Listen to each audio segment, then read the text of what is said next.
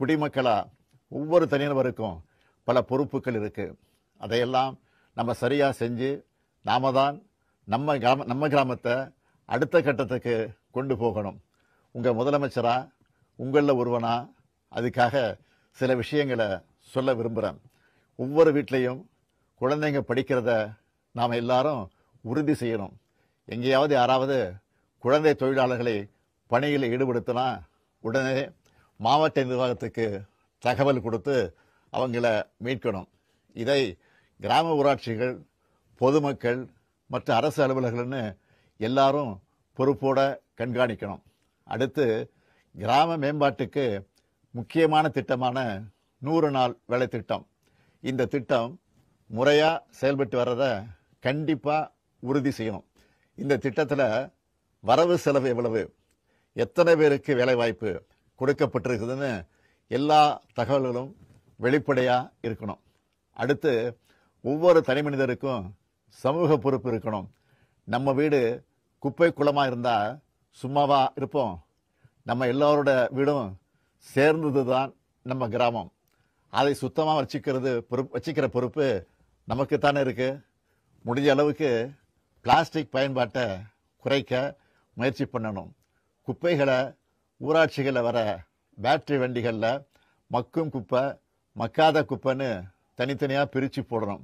கண்ட இடத்துல குப்பை போடுறத தவிர்க்கணும். ஊராட்சி நிர்வாகங்களை சேர்ந்தவங்க குப்பைகளை பிரிக்கிறது, கழிவுநீர் மேலாண்மை பற்றியெல்லாம் மக்களுக்கு தெளிவாக எடுத்து சொல்லி விழிப்புணர்வு ஏற்படுத்தணும். என்னடா இதெல்லாம் சின்ன சின்ன விஷயமாச்சா, இதையெல்லாம் சிஎம் சொல்லணுமான்னு நினைக்கிறீங்களா?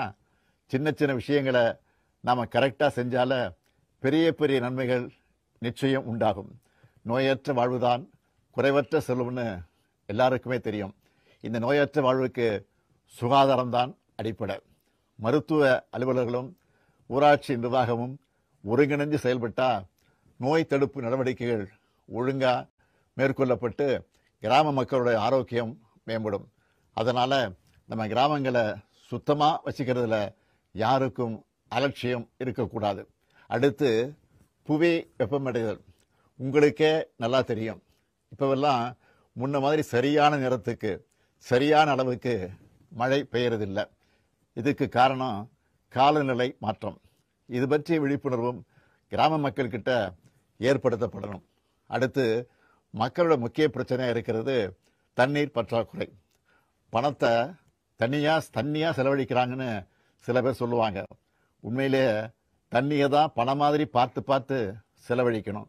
தண்ணீர் பற்றாக்குறை வராமல் இருக்க மழைநீர் சேகரிப்பு ரொம்ப அவசியமானது. இதனால தான் நிலத்தடி நீர்வளம் மேம்பட்டு கிராமங்களுக்கு நீண்டகால நீர் பாதுகாப்பு ஏற்படும். இதுக்கான பொறுப்பு நம்ம எல்லாருக்கிட்டையும் தான் இருக்கு.